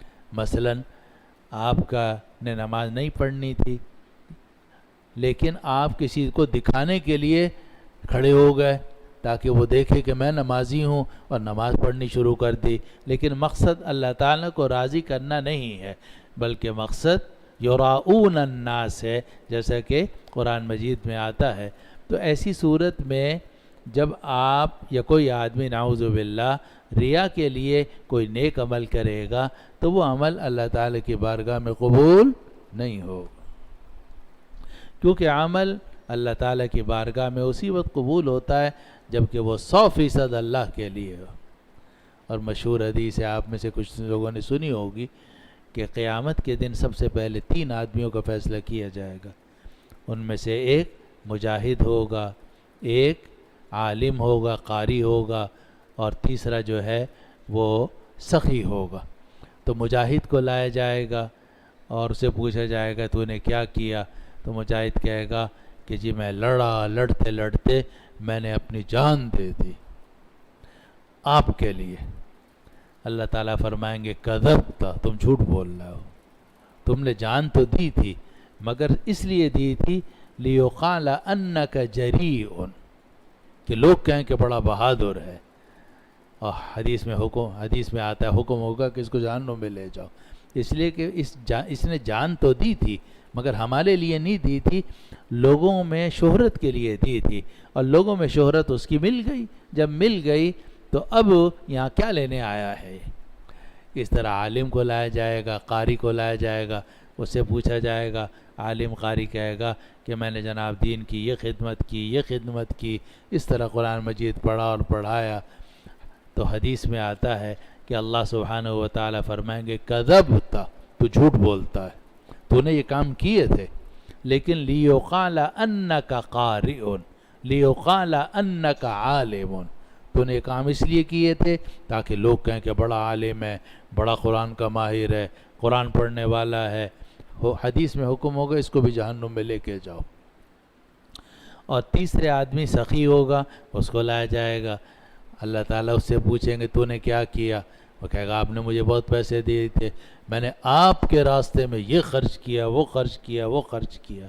اللہ تعالیٰ اسے بھی فرمائیں گے کذبت، تم جھوٹ بول رہے ہو، تم نے جو یہ کیا تھا یہ مجھے راضی کرنے کے لیے نہیں کیا تھا، بلکہ لیقال انک جواد لیقال انک سخی، اس لیے کیا تھا تاکہ تم لوگ یہ کہیں کہ تم بڑے سخی ہو۔ وقت قیل، اور وہ تو کہہ دیا گیا، پھر حدیث میں ہوگا اس کو بھی جہنم میں لے جاؤ۔ اب دیکھو نماز ہے، قرآن مجید کی محنت ہے، یا جناب سخاوت ہے، نیک اعمال ہیں، لیکن اس کے لیے شرط کیا ہے کہ جو کام کیا جائے کس کے لیے؟ اللہ سبحانہ و تعالیٰ کے۔ ما امرت قل انی امرت ان اعبد اللہ مخلصا لہ الدین وما امروا الا لیعبدوا اللہ مخلصین لہ الدین، مجھے حکم دیا گیا کہ میں جو کام کروں اللہ کے لیے کروں خالص، اور لوگوں کو بھی یہی حکم دیا گیا ہے کہ جو وہ اللہ کی عبادت کریں، بندگی کریں، نیکی کا کام کریں، وہ خالص اللہ کے لیے کریں۔ تو ابطال عمل کی دوسری صورت یہ ہو گئی کہ آدمی عمل تو کرے مگر اس عمل کے اندر نیت اس کی خراب ہو۔ جب نیت خراب ہوگی تو گویا اس نے اپنے عمل کو خود باطل کر دیا۔ دو صورتیں ہو گئیں، پہلی صورت یہ ہو گئی کہ نعوذ باللہ آدمی کوئی نیکی کا کام کرے، بعد میں کفر اور نفاق میں مبتلا ہو جائے تو نیک عمل سے باطل ہو جائے گا اس کا۔ دوسری صورت یہ ہو گئی کہ نیک عمل کرے مگر اللہ کے لیے نہ ہو، لوگوں میں تعریف کے لیے ہو یا پیسے کمانے کے لیے ہو، تو وہ عمل اللہ تعالیٰ کے ہاں باطل ہے، یعنی اس کا آخرت میں کوئی ثواب نہیں ملے گا۔ دنیا میں تو آپ کو فائدہ ہو جائے گا لیکن آخرت میں اس کا ثواب نہیں ملے گا۔ اسی کی ایک تیسری صورت جو مختلف فی ہے بعض مسائل کے اندر، وہ یہ ہے کہ وَلَا تُبْطِلُوا أَعْمَالَكُمْ، اپنے اعمال کو باطل نہ کرو۔ وہ یہ ہے تیسری صورت کہ آدمی جب تک عمل شروع نہ کرے اس کو اختیار ہوتا ہے۔ نفلی عمل میں انسان کو اختیار ہوتا ہے کہ وہ نفلی عمل کرنا چاہے تو کرے، نہ کرنا چاہے تو نہ کرے، لیکن جب نفلی عمل شروع کر دیا، اللہ اکبر کہہ کر 2 رکعت نفل نماز شروع کر دی، اب حنفیہ اور مالکیہ رحمہم اللہ کے نزدیک آپ اس عمل کو باطل نہیں کر سکتے۔ یہ 2 رکعت نفل تھی، اور نفل تھی اس وقت تک جب تک آپ نے شروع نہیں کی، لیکن جب آپ نے شروع کر دی تو اب ان 2 رکعتوں کو پورا کرنا ضروری ہے، اور اگر آپ نے بیچ میں ان کو توڑ دیا تو حنفیہ اور مالکیہ رحمہم اللہ کے نزدیک یہ ابطال عمل ہے، اپنے عمل کو باطل کرنا ہے۔ اور قرآن مجید میں اللہ تعالیٰ کا ارشاد ہے کہ وَلَا تُبْطِلُوا أَعْمَالَكُمْ، اپنے اعمال کو باطل مت کرو، اس لیے ان 2 رکعتوں کو پورا کرنا ہوگا۔ البتہ اگر کسی نے پورا نہیں کیا، توڑ دیا، تو پھر کیا حکم ہے؟ تو حنفیہ مالکیہ کہتے ہیں قضا کرنی پڑے گی، اس لیے کہ یہ نفل تھی، لیکن لزم النفل بالشروع، جب آپ شروع ہو گئے اس میں، پھر وہ نفل آپ کے ذمہ لازم ہو گئی، اب آپ کو پوری کرنی ہو۔ فرض کیجئے کہ آپ نے یہ نیت کی تھی دل میں کہ میں 8 رکعت پڑھوں گا، آپ نے 2 رکعت نماز شروع کی، 2 کر کے پڑھنی تھی، اور بیچ میں آپ نے وہ توڑ دی کسی بھی وجہ سے، تو تھی تو یہ نفل، لیکن اب ان 2 نفلوں کی قضا آپ کے ذمہ لازم ہوگی۔ وہ جو 6 کی نیت تھی، 8 کی نیت تھی، تو وہ 6 تو لازم نہیں ہوئی کیونکہ ان کو آپ نے شروع ہی نہیں کیا تھا، لیکن 2 رکعت کو تو آپ نے شروع کر دیا تھا۔ یہ بھی سوال مقدر کا جواب ہے یعنی خیر محض نیت سے عمل لازم نہیں ہوتا، الا یہ کہ آدمی زبان سے نظر مان لے، وہ ایک علیحدہ صورت ہے، لیکن اگر نیت کے ساتھ ساتھ عمل شروع کر دیا تو جتنا عمل شروع کیا ہے اس کو پورا کرنا ضروری ہے۔ تو اس کی میں مثال دے رہا تھا کہ اگر کسی آدمی نے یہ نیت کی کہ بھئی میں مغرب کے بعد 8 رکعت پڑھوں گا یا 6 رکعت پڑھوں گا، لیکن نفل پڑھوں گا، لیکن اس نے 2 شروع کی اور توڑ دی اس کو، تو صرف 2 کی قضا اس کے ذمہ لازم ہوگی، باقی 4 کی قضا اس کے ذمہ لازم نہیں ہے کیونکہ شروع ہی نہیں ہوا۔ یہ بھی داخل ہے کس میں؟ وَلَا تُبْطِلُوا اعمالکم میں، کہ اپنے اعمال کو باطل نہ کرو، اور جب کوئی عمل شروع کرو تو اس کو پورا کرو، چاہے وہ نفلی عمل ہی کیوں نہ ہو۔ البتہ یہ مذہب حنفیہ اور مالکیہ کا، اور امامین جلیلین کبیرین امام ابو حنیفہ امام مالک رحمہ اللہ کا۔ البتہ امام شافعی اور حنابلہ کہتے ہیں کہ نفل ہے، نفل تو نفل ہوتی ہے، تو آپ شروع کرتے یا نہ کرتے آپ کو اختیار تھا، اور شروع کرنے کے بعد اگر آپ نے توڑ دی قضا لازم نہیں ہوگی۔ ہم کہتے ہیں کہ جب تک شروع نہیں کی آپ کو اختیار تھا، لیکن جب آپ نے شروع کر دی، اب قرآن یہ کہتا ہے سورہ محمد کے اندر اللہ تعالیٰ کا ارشاد ہے وَلَا تُبْطِلُوا اعمالکم، اپنے اعمال کو باطل مت کرو۔ اور حنفیہ مالکیہ شروع فی النفل کو قیاس کرتے ہیں نظر لسانی پر، شروع فی الاعمال کو قیاس کرتے ہیں نظر لسانی پر، کہ اگر کوئی آدمی زبان سے نظر مان لے کہ میرا چونکہ فلاں کام ہو گیا ہے اس لیے میں مغرب کے بعد 2 رکعت نفل پڑھوں گا، نظر مان لی، نظر مطلق ہو یا نظر معلق ہو، تو جب نظر مان لے گا تو وہ نظر اس کے ذمے لازم ہو جائے گی، اور وہ نفلیں پڑھنا اب نفل نہیں ہے اس کے لیے بلکہ وہ واجب ہے نظر کی وجہ سے۔ تو مالکیہ حنابلہ کہتے ہیں کہ جس طرح زبان سے نظر ماننے کی وجہ سے 2 رکعتیں لازم ہو جاتی ہیں اگرچہ وہ نفل تھی، اسی طرح جب کوئی آدمی عملاً شروع کر دے تو گویا اس نے اپنے اوپر نظر مان لی کہ یہ میں 2 رکعتیں پوری کروں گا، کیونکہ اللہ اکبر کہہ کر اس نے اس کو شروع کر دیا ہے، اب اس کو پورا کرنا اس کی ذمہ داری ہے، ان کو باطل نہ کرے، کیونکہ قرآن کہتا ہے اطیعوا اللہ واطیعوا الرسول ولا تبطلوا اعمالکم، اللہ کی اطاعت کرو، رسول کی اطاعت کرو، اور اپنے اعمال کو باطل مت کرو۔ یہ تو آیت نمبر 33 کا بیان تھا۔ آگے آیت نمبر 34 میں کافروں کا ذکر کیا گیا کہ یہ جو کافر ہیں جو کفر کر رہے ہیں، اللہ کے راستے سے روک رہے ہیں، اگر ان کو موت آئی، جب موت ان کی آئے گی اور یہ کافر ہی ہوں گے تو اللہ تعالیٰ ان کی ہرگز مغفرت نہیں کرے گا۔ چنانچہ فرمایا ان الذین کفروا وصدوا عن سبیل اللہ ثم ماتوا وهم کفار فلن یغفر اللہ لہم، بے شک جن لوگوں نے کفر کیا اور جنہوں نے اللہ کے راستے سے دوسروں کو روکا پھر وہ کفر ہی کی حالت میں مر گئے، ثم ماتوا وهم کفار، پھر ان کو موت آئی اس حالت میں کہ وہ کافر تھے، فلن یغفر اللہ لہم، ہرگز اللہ تعالیٰ ان کی مغفرت نہیں کرے گا، کیونکہ قرآن مجید میں ہے کہ اللہ تعالیٰ شرک اور کفر کی مغفرت نہیں کرتا، اس کے علاوہ ہر گناہ کی مغفرت ہو سکتی ہے۔ ان اللہ لا یغفر ان یشرک بہ ویغفر ما دون ذلک لمن یشاء۔ تو فرمایا جن لوگوں نے کفر کیا اور جنہوں نے اللہ کے راستے سے روکا پھر وہ کفر ہی کی حالت میں مر گئے، ہرگز اللہ ان کی مغفرت نہیں کرے گا۔ آگے آیت نمبر 35 میں ارشاد ہے کہ اے مسلمانوں بزدل مت بنا کرو، اور ہر وقت کافروں سے صلح کے چکر میں مت رہا کرو، صلح جائز ہے لیکن عزت کے ساتھ، اور ذلیل ہو کر کمزور بن کے اور دب کر صلح کی کوشش کرتے رہنا اس کی اجازت نہیں ہے۔ قرآن کہتا ہے فَلَا تَهِنُوا وَتَدْعُوا إِلَى السَّلْمِ، تم بزدل مت بنو اور صلح کی دعوتیں مت دو، وَأَنْتُمُ الْأَعْلَوْنَ، اور تم ہی سر بلند ہوگے، وَاللَّهُ مَعَكُمْ، اللہ تمہارے ساتھ ہے، وَلَنْ يَتِرَكُمْ أَعْمَالَكُمْ، اور اللہ تعالیٰ تمہارے اعمال کو ہرگز ضائع نہیں ہونے دے گا۔ اسی لیے کہا جاتا ہے کہ اگر کافر صلح کرنا چاہیں تو مسلمان کو بھی صلح کر لینا بہتر ہے، بجائے کہ قرآن مجید میں آتا ہے وَإِن جَنَحُوا لِلسَّلْمِ فَاجْنَحْ لَهَا، اگر یہ کافر صلح کی طرف جھکیں آپ بھی صلح کی طرف جھک جائیے۔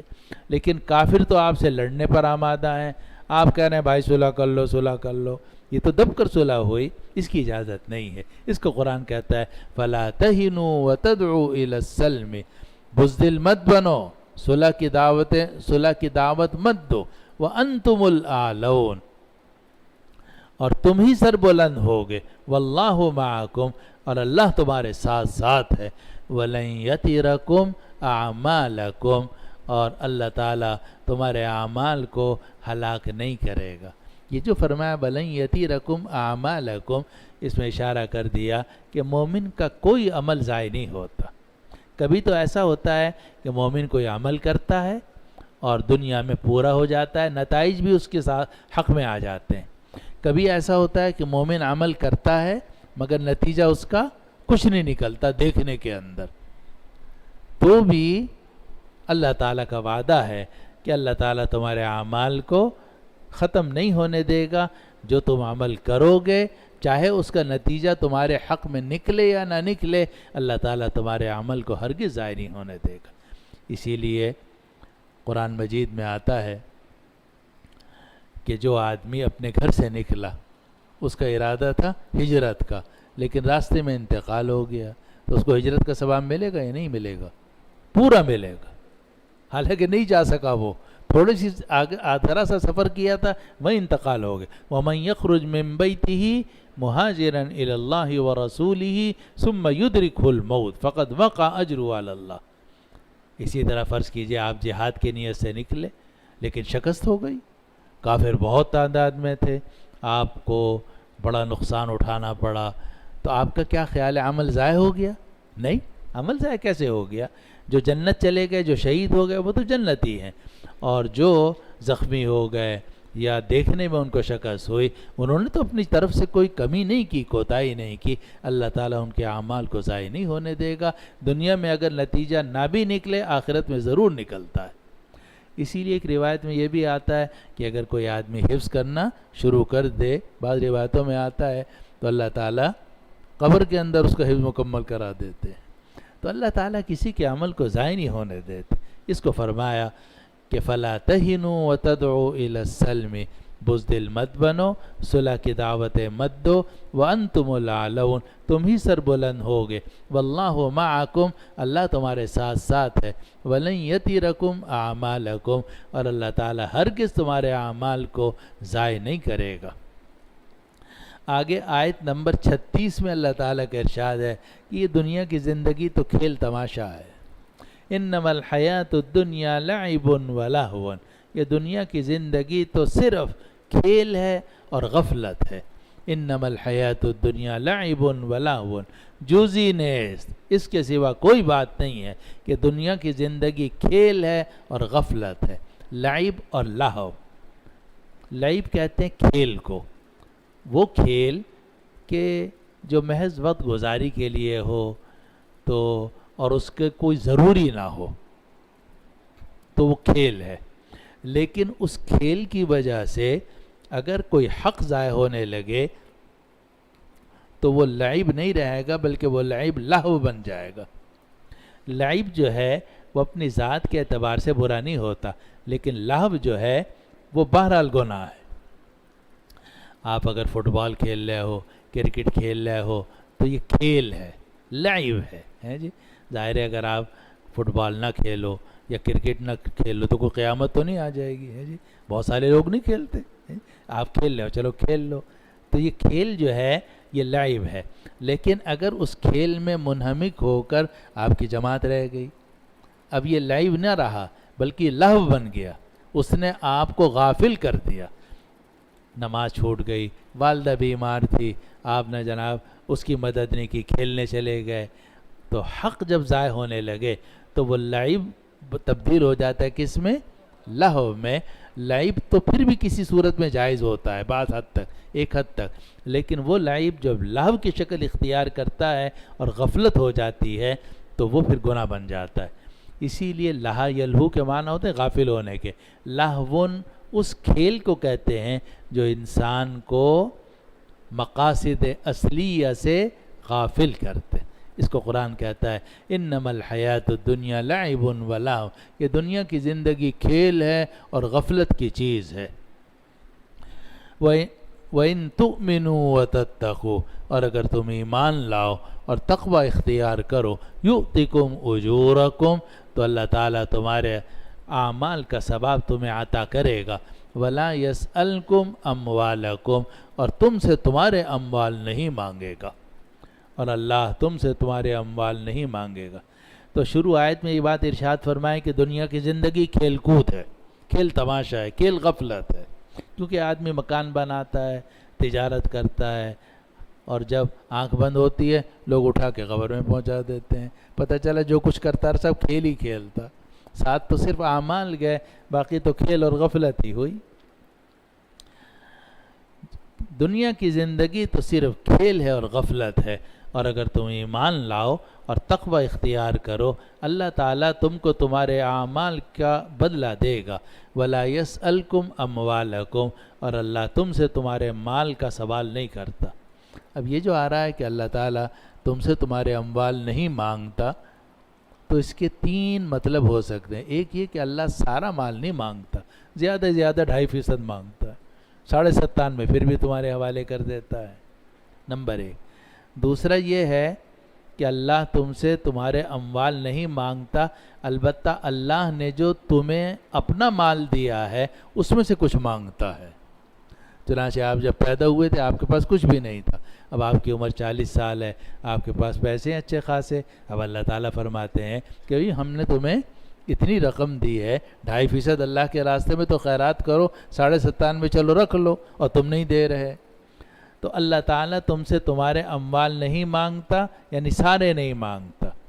یا یہ کہ اللہ تعالیٰ تم سے تمہارے اموال نہیں مانگتا، ہاں اللہ نے جو اپنا مال تمہیں دیا ہے وہ مانگتا ہے. اور تیسری توجہ یہ ہے کہ اللہ تم سے تمہارے اموال نہیں مانگتا، اپنے لیے نہیں مانگتا، تمہارے ہی لیے ہی مانگتا ہے. چنانچہ اللہ تعالیٰ جو ہمیں ترغیب دیتے ہیں کہ اللہ کے راستے میں خرچ کرو خرچ کرو خرچ کرو، وہ اللہ کے فائدے کے لیے نہیں ہے بلکہ ہمارے اپنے فائدے کے لیے ہے، تاکہ مصیبتیں دور ہوں، تکلیفیں دور ہوں. کیونکہ صدقے سے خطائیں معاف ہوتی ہیں، اللہ کا غضب دور ہوتا ہے، اور آخرت اچھی ہوتی ہے. تو اللہ تم سے تمہارے اموال نہیں مانگتا، یعنی سارے نہیں مانگتا. اللہ تم سے تمہارے اموال نہیں مانگتا، صرف وہ مال مانگتا ہے جو اللہ نے تمہیں دیا ہے. تیسری چیز، اللہ تم سے تمہارے اموال اپنے لیے نہیں مانگتا بلکہ تمہارے ہی فائدے کے لیے تم سے مانگتا ہے کہ فقیروں کو دو تاکہ تمہاری دنیا بھی درست و آخرت بھی اچھی. آگے قرآن کہتا ہے کہ اللہ بہت تھوڑا مانگتا ہے، اور وہ بھی اپنے لیے نہیں مانگتا، مسلمان بھائیوں کے لیے، فقراء کے لیے مانگتا ہے. حکم دیتا ہے کہ دو ان کو، اور وہ بھی سارا نہیں مانگتا. 100 میں سے صرف 2.5%، وہ بھی روزانہ نہیں، سال بھر میں صرف 1 مرتبہ. آگے اللہ تعالیٰ فرماتے ہیں اگر اللہ تعالیٰ تم سے سارا مال مانگے کہ جتنا میں نے دیا سب مجھے واپس کر دو، تو اللہ کو مانگنے کا حق ہے یا نہیں ہے؟ کیونکہ تم جب پیدا ہوئے تھے ماں کے پیٹ سے تو یہ مال و دولت لے کے تو نہیں پیدا ہوئے تھے، اللہ نے تمہیں دیا ہے. اب اگر اللہ سارا بھی مانگ لے تو مانگ سکتا ہے لیکن مانگتا نہیں ہے. اس کو پتہ ہے کہ تم بخیل ہو اور تمہارے دلوں کے اندر بہت کھوٹ ہے. اس کو قرآن کہتا ہے ان یسألکموہا فیحفکم، اگر اللہ تم سے اموال تمہارے مانگے، فیحفکم، اور زیادہ مانگے، تبخلوا، تو تم بخل کرنے لگو گے، ویخرج اضغانکم، اور اپنے اندر کا کھوٹ اللہ نکال دے گا، ویخرج اضغانکم، اور اللہ ظاہر کر دے گا تمہارے کھوٹ کو. ہم بھی نیک ہیں ماشاءاللہ، آپ بھی نیک ہیں، میں بھی نیک ہوں، لیکن نیکی بس 2.5% تک تو چلتی ہے. لیکن اگر اللہ تعالیٰ کا حکم ہو کہ سارا اللہ کے راستے میں دے دو، بڑا مشکل ہے یہ. اس وقت میں آدمی بخل کرنے لگتا ہے. اور اسی لیے اللہ سبحانہ و تعالیٰ نے ہم پر یہ احسان فرمایا کہ سارا مال خرچ کرنا جائز قرار نہیں دیا، بلکہ یہ فرمایا کہ جو زائد ہے وہ خرچ کر دو. یسألونک ماذا ینفقون، یہ مسلمان آپ سے پوچھتے ہیں کیا خرچ کریں اللہ کے راستے میں، قل العفو، آپ کہہ دیجئے جو زائد ہے تمہاری ضرورت سے وہ اللہ کے راستے میں خرچ کر دو، لیکن اپنا بیوی بچوں کا، بوڑھے ماں باپ کا جو تمہارا ہے ضروری ہے اس کو روک لو، قل العفو، جو زائد ہے وہ اللہ کے راستے میں خرچ۔ تو یہاں اللہ تعالیٰ فرماتے ہیں ان یسلکموہا، اگر اللہ تعالیٰ تم سے وہ تمہارے اموال مانگے، فیحفکم، اور زیادہ مانگے، تب خلو، تم بخل کرنے لگو گے، ویخرج اضغانکم، اور اللہ تعالیٰ تمہارے دل کا کھوٹ نکال دے گا۔ آگے قرآن کہتا ہے اللہ کے راستے میں کچھ نہ کچھ خرچ کرتے رہا کرو۔ ہا انتم ہاؤلاء، خبردار تم ہی وہ لوگ ہو، تدعون لتنفقوا فی سبیل اللہ، کہ تمہیں پکارا جا رہا ہے کہ تم اللہ کے راستے میں خرچ کرو، فمنکم من یبخل، تم میں سے کچھ لوگ بخل کرتے ہیں، ومن یبخل فانما یبخل عن نفسہ، اور جو بخل کرتا ہے وہ اپنے ہی جان سے بخل کرتا ہے، کیونکہ اللہ جو تم سے مانگتا ہے کہ 2.5% ادھر دو، اللہ کے راستے میں خرچ کرو، وہ اللہ کے فائدے کے لیے نہیں، تمہارے فائدے کے لیے ہے۔ ہاں انتم ہاؤلاء، خبردار تم ہی وہ لوگ ہو، تدعون لتنفقوا فی سبیل اللہ، تمہیں دعوت دی جاتی ہے کہ تم اللہ کے راستے میں خرچ کرو، فمنکم من یبخل، لیکن تم میں سے کچھ لوگ بخل کرتے ہیں، ومن یبخل فانما یبخل عن نفسہ، اور جو بخل کرے گا وہ اپنی ہی ذات سے بخل کرے گا، خود ہی نقصان اٹھائے گا۔ واللہ الغنی وانتم الفقراء، اللہ بے نیاز ہے، تم لوگ محتاج ہو۔ جب اللہ بے نیاز ہے اور تم محتاج ہو، تو جو خرچ کیا جانے کا، خرچ کرنے کا جو حکم دیا جا رہا ہے وہ تمہارے فائدے کے لیے ہے۔ واللہ الغنی وانتم الفقراء، اللہ بے نیاز ہے، تم فقیر ہو۔ اور آگے آخر میں فرمایا کہ تمہارے پیسے کی تو اللہ کو کیا ضرورت ہوتی، اللہ کو تو تمہاری بھی ضرورت نہیں ہے، اللہ تعالیٰ کو تمہارے پیسے کی تو کیا ضرورت ہوتی، اللہ تعالیٰ کو تو تمہاری بھی ضرورت نہیں۔ اگر تم اللہ کے راستے میں خرچ نہیں کرو گے تمہارا اپنا نقصان ہوگا، اللہ کا کوئی نقصان نہیں، بلکہ اللہ کو تمہارے پیسے کی تو کیا ضرورت ہوتی، تمہاری بھی ضرورت نہیں ہے۔ اگر اللہ تعالیٰ چاہے تمہیں دنیا سے ختم کر دے، تم سے بہتر دوسرے لوگ لے آئے، تو فرمایا واللہ الغنی وانتم الفقراء، اللہ بے نیاز ہے، تم محتاج ہو۔ وَإِن تَتَوَلَّوْا، اور اگر تم نے منہ موڑ لیا، اللہ کے راستے میں خرچ نہیں کیا، يَسْتَبْدِلْ قَوْمًا غَيْرَكُمْ، اللہ تعالیٰ ایسی قوم کو تبدیل کر دے گا جو تمہارے علاوہ دوسری ہوگی، ثُمَّ لَا يَكُونُوا أَمْثَالَكُمْ، اور وہ آنے والے لوگ تم جیسے نہیں ہوں گے، تم سے بہتر ہوں گے۔ معلوم ہے کہ اللہ کے راستے میں کچھ نہ کچھ خرچ کرنا چاہیے۔ اور بزرگوں نے لکھا کہ ایک آدمی کے پاس 1 لاکھ ہے، وہ 1000 خرچ کرتا ہے، ایک آدمی کے پاس 1000 ہے، وہ 10 روپے خرچ کرتا ہے، ایک آدمی کے پاس صرف 100 ہی روپے ہیں، وہ 1 روپیہ خرچ کرتا ہے، سب برابر ہے، کیونکہ ہر شخص اپنی حیثیت کے مطابق خرچ کر رہا ہے۔ البتہ کچھ نہ کچھ اللہ کے راستے میں خرچ کرنا چاہیے، اور اگر تم اللہ کے راستے میں خرچ کرنے سے منہ موڑو گے، یستبدل قوما غیرکم، اللہ تعالیٰ تبدیل کر دے گا ایسی قوم کو جو تمہارے علاوہ کوئی دوسری ہوگی، ثم لا یکونوا امثالکم، پھر وہ تم جیسے نہیں ہوں گے۔ اور روایت میں آتا ہے کہ جب یہ آیت نازل ہوئی تو صحابہ نے پوچھا کہ یا رسول اللہ، یہ جو قرآن مجید میں آ رہا ہے کہ کوئی اور قوم کو اللہ تعالیٰ تبدیل کر دے گا، تو اس سے کیا مراد ہے؟ تو وہاں سلمان فارسی رضی اللہ عنہ بیٹھے ہوئے تھے، تو آپ نے ان کے اوپر ہاتھ رکھا اور فرمایا اگر عرب دین کے لیے کام نہیں کریں گے، اللہ تعالیٰ ان عجمیوں سے دین کی خدمت لے لے گا۔ اللہ تعالیٰ کسی کا محتاج نہیں ہے، چنانچہ آپ جانتے ہیں جب عربوں نے دین کا کام چھوڑا، عجمی لوگوں کو اللہ نے کھڑا کر دیا، اللہ تعالیٰ نے ان سے دین کا کام لیا۔ چنانچہ امام ابو حنیفہ بھی عجمی تھے، امام بخاری بھی عجمی تھے، امام امام رازی جو بھی عجمی تھے، جو امیر المومنین فی الحدیث ہیں امام بخاری عجمی ہیں، عرب نہیں تھے، اور امیر المومنین فی الفقہ امام اعظم ابو حنیفہ وہ بھی عجمی ہیں۔ اس طرح تفسیر کے جو امام ہیں امام فخر الدین رازی وہ بھی اعجمی ہیں. تو اللہ تعالیٰ کو کسی قوم کی ضرورت نہیں ہے. وہ قوم اگر خدمت کرے گی اپنا فائدہ ہے اس کا، اور اگر وہ خدمت نہیں کرے گی اللہ تعالیٰ کسی دوسری قوم کو وہ نعمت عطا فرما دیں گے، وہ دین کا کام کرے گی.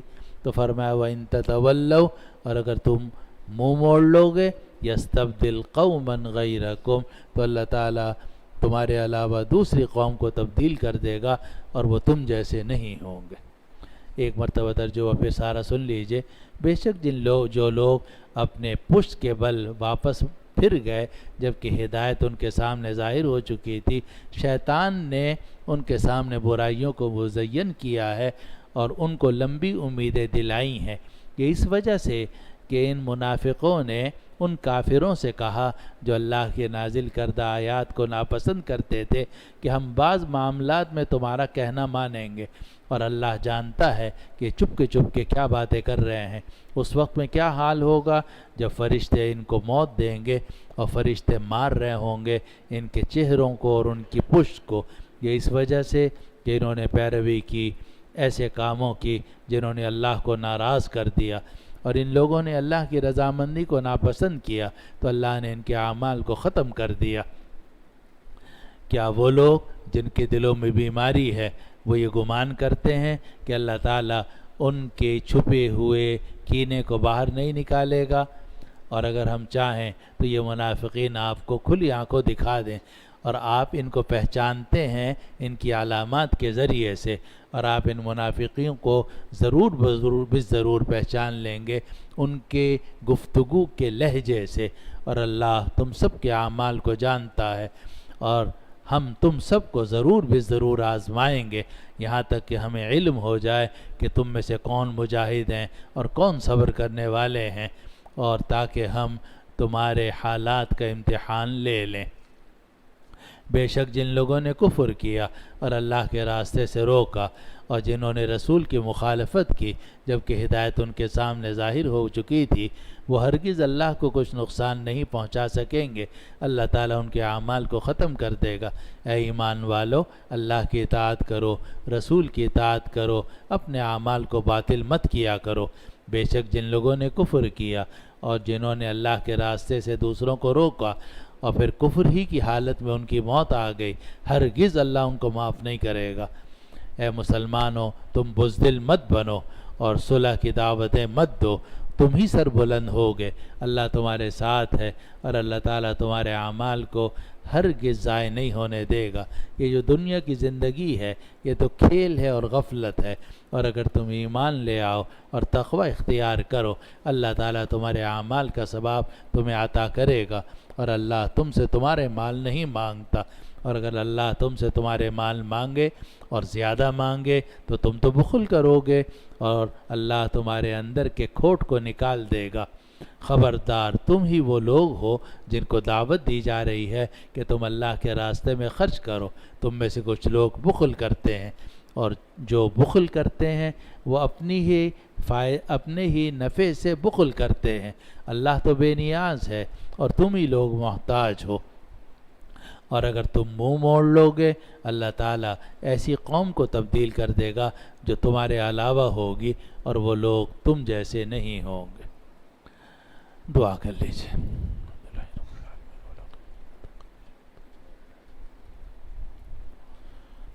یا حی یا قیوم برحمتک نستغیث.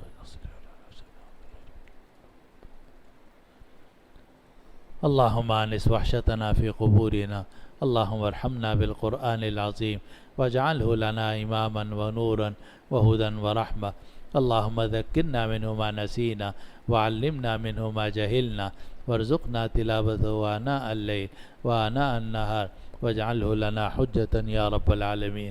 وصلی اللہ تعالی علی خیر خلقہ سیدنا وشفیعنا وحبیبنا ومولانا محمد وعلی آلہ واصحابہ اجمعین برحمتک یا ارحم الراحمین.